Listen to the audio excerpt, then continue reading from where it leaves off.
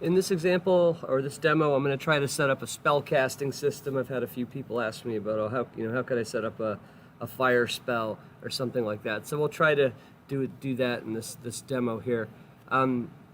What I've created is a just kind of a library with a bunch of things in it, and books and scrolls and stuff like that. So I think the idea is that we're going to have to read the scroll maybe in order to get the ability to use a spell. So, okay, there's a library, this is a large musty library, there's a parchment scroll here, a brass lamp sits on a table. Wasn't there supposed to be a big heavy book? Let's put the big heavy book in the library too. All right, now the book's in the library. Okay, so now let's say that let's implement our spells as verbs. So in like Harry Potter, there's an incendio spell, I think. So let's go add the verb incendio. Incendio. There we go. We'll add incendio as a verb. And now, if I run this, incendio. I don't follow you because we haven't really told the system how to use the verb incendio, but at least it recognized it. It said it didn't say I don't know that verb. It knows that verb now. It just doesn't know how to process it.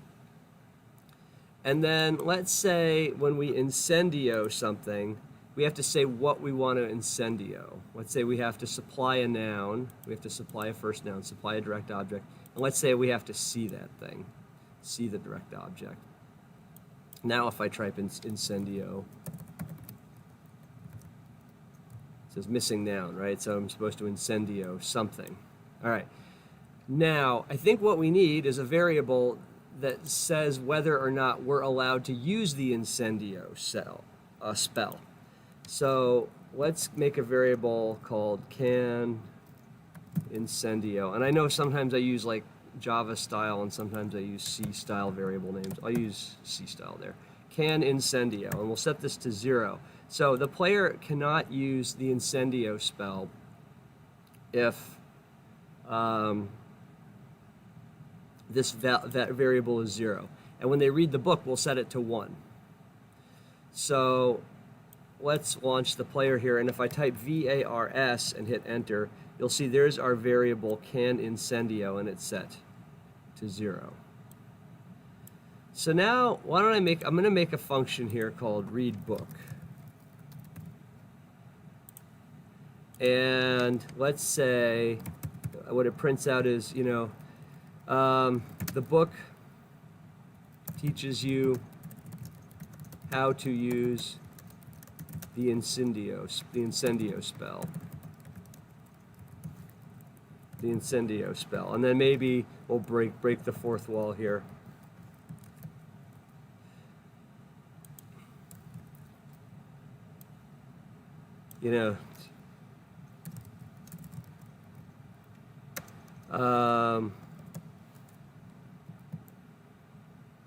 Maybe which causes things to burst into flames.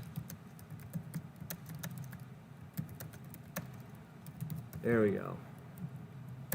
And then to use it, type, incendio something. I don't know. Maybe there's a better way to write that. There's a little bit of fourth wall breaking. And now, when we do this, we want to set can incendio to 1. Because now the player should be able to use that spell. And then also let's we have to add a sentence that says when I try to read, and I believe read is a book. Let's say we read the heavy book. Then we want to call our read book function. And also let's check that if I want to read something, I have to at least see it. Where's read? Let's assume that since I don't see read in there, I know there it is, read. Let's say we have to read something. We have to supply a noun. There we go. And let's say we have to see that noun. There we go.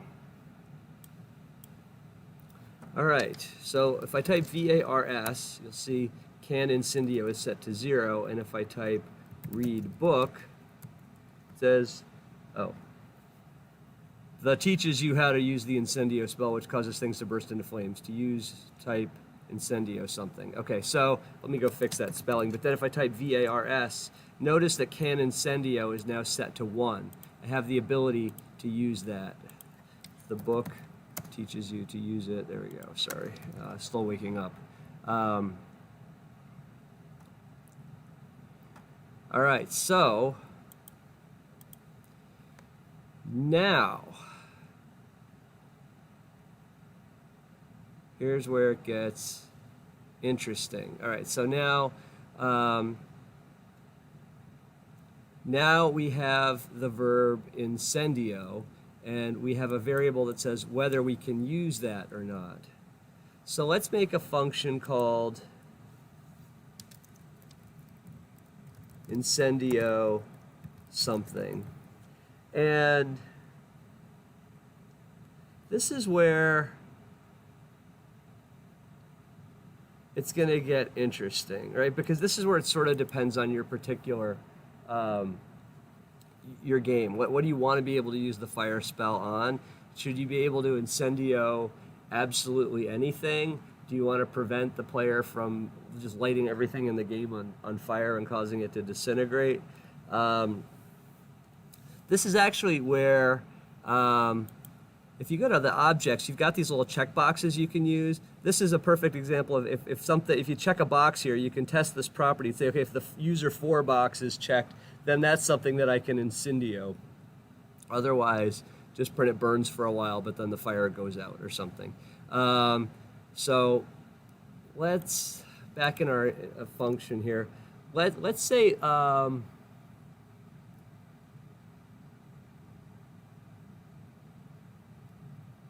let's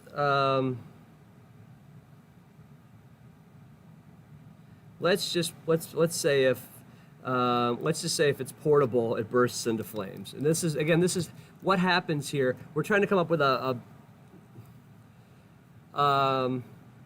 well, you know what? Let's just say we'll handle this. Will be a print line.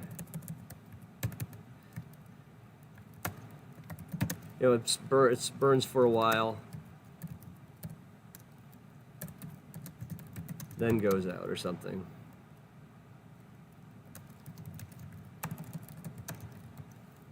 Or it smolders, then goes out.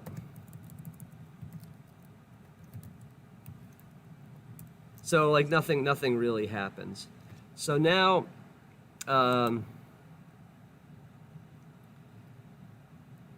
let's try to launch the player here. Now, if I try to incendio, let me try to incendio the lamp.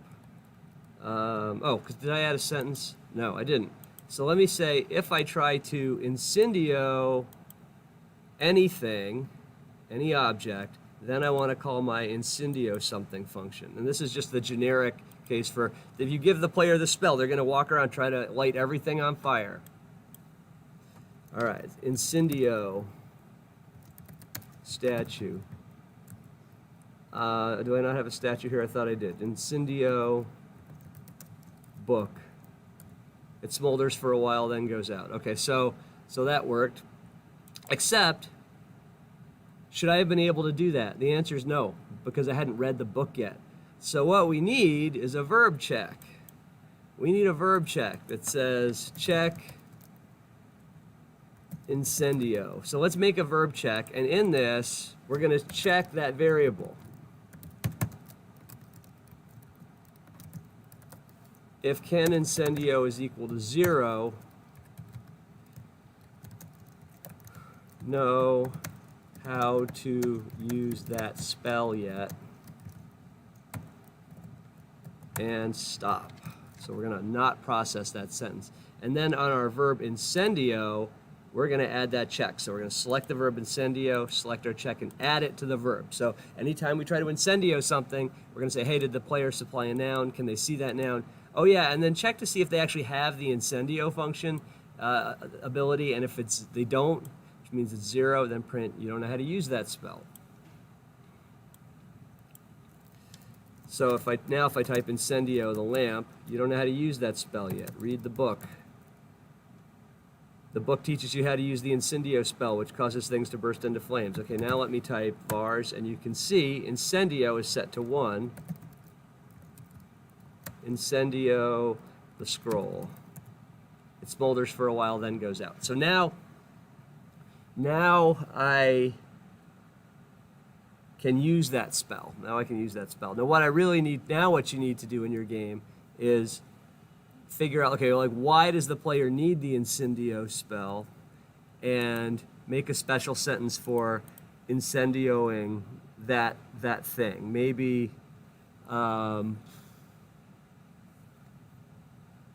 right. So let's just for the sake of the exercise here, I'm going to add another object.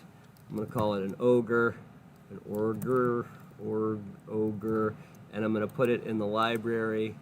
And now if I run this, okay, there's an ogre here. All right, so now let me add a function called incendio ogre.